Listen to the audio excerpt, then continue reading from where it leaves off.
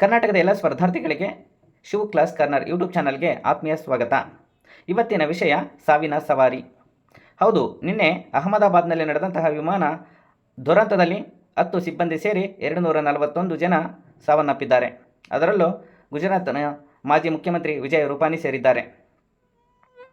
ಇತ್ತೀಚೆಗೆ ಭಾರತದಲ್ಲಿ ನಡೆದಂತಹ ಅತಿದೊಡ್ಡ ವಿಮಾನ ದುರಂತದಲ್ಲಿ ಒಂದಾಗಿ ಇತಿಹಾಸದ ಪುಟ ಸೇರಿದೆ.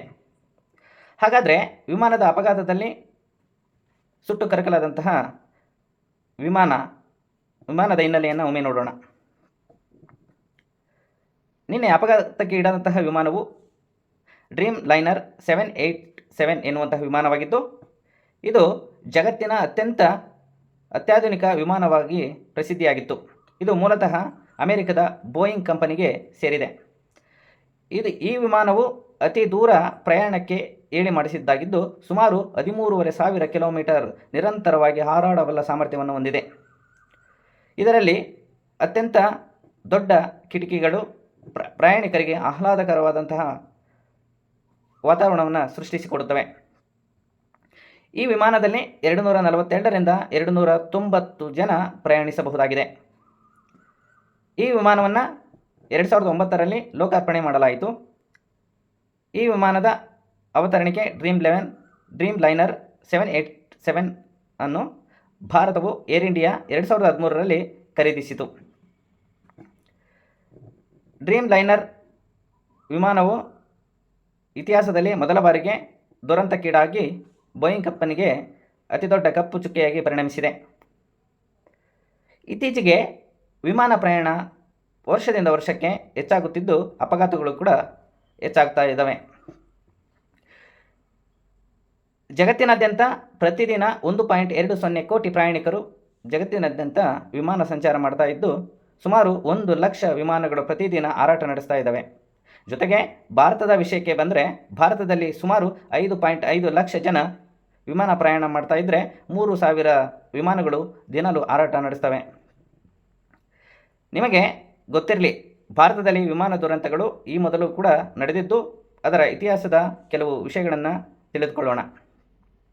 2010ರಲ್ಲಿ ಕೋಜಿಕೋಡ್ನಲ್ಲಿ ರನ್ವೇಯಿಂದ ಕಂದಕಕ್ಕೆ ಅಪ್ಪಳಿಸಿದಂಥ ವಿಮಾನವು ಪೈಲಟ್ ಸೇರಿದಂತೆ ಸುಮಾರು 21 ಜನರನ್ನು ಬಲಿ ತೆಗೆದುಕೊಂಡಿತು.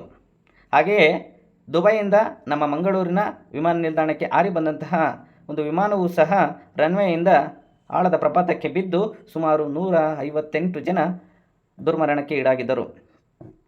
ಭಾರತೀಯ ವಿಮಾನ ದುರಂತದ ಇತಿಹಾಸದಲ್ಲಿ 1996ರಲ್ಲಿ ಹರಿಯಾಣದಲ್ಲಿ ನಡೆದಿರುವಂತಹ ಆಗಸದಲ್ಲಿ 2 ವಿಮಾನಗಳ ಡಿಕ್ಕಿಯಿಂದಾಗಿ ಸುಮಾರು 349ಕ್ಕೂ ಹೆಚ್ಚು ಜನ ಸಾವಿಗೀಡಾಗಿದ್ದು, ಈಗಲೂ ಕೂಡ ಭಾರತೀಯ ಇತಿಹಾಸದಲ್ಲಿ ಅತಿದೊಡ್ಡ ವಿಮಾನ ದುರಂತವಾಗಿ ಸೇರ್ಪಡೆಗೊಂಡಿದೆ. ಅದರ ನಂತರ ನಿನ್ನೆ ನಡೆದಂತಹ ದುರಂತವೂ ಸಹ ಅತ್ಯಂತ ದೊಡ್ಡ ವಿಮಾನ ದುರಂತವಾಗಿದೆ. ಹಾಗಾದರೆ ವಿಮಾನ ದುರಂತಗಳು ನಡೆಯಲು ಕಾರಣಗಳನ್ನು ನಾವು ನೋಡೋದಾದರೆ, ಪ್ರಮುಖವಾಗಿ ವಿಮಾನದ ಅಪಘಾತಗಳಿಗೆ ಕಾರಣವೇನೆಂದರೆ ಪೈಲಟ್ ಮತ್ತು ಮಾನವನ ತಾಂತ್ರಿಕ ತೊಂದರೆ ಹಾಗೂ ಹಕ್ಕಿಗಳ ಹಾರಾಟ, ಹವಾಮಾನ ವೈಪರೀತ್ಯ, ವಿಧ್ವಂಸಕ ಕೃತ್ಯ. ಈ ಎಲ್ಲ ಕಾರಣಗಳಿಂದ ವಿಮಾನ ಅಪಘಾತಗಳು ಸಂಭವಿಸ್ತಾ ಇದ್ದಾವೆ.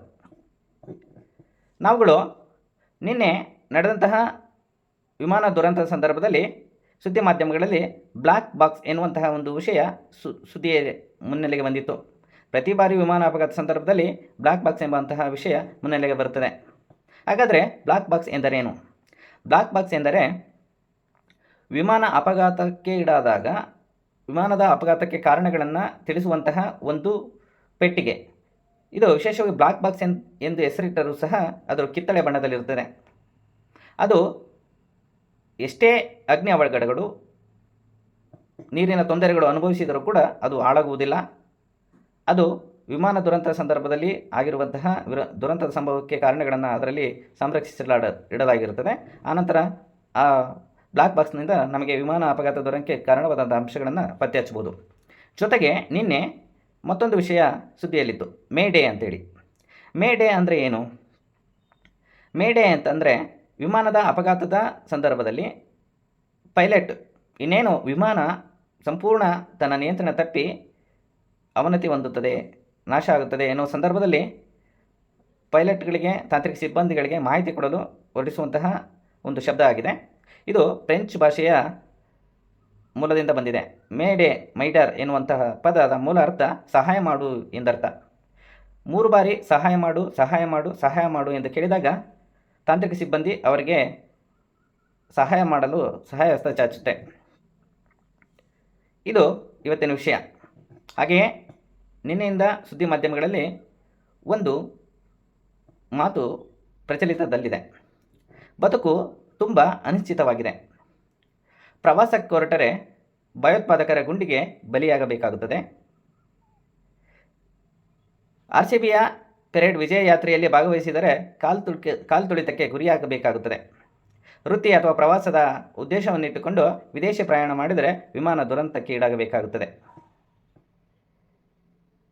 ಉಪಹಾರ ಸೇವಿಸಲು ಹಾಸ್ಟೆಲ್ಗೆ ಬಂದರೆ ವಿಮಾನ ಅವರ ಮೇಲೆ ಅಪ್ಪಳಿಸುತ್ತದೆ.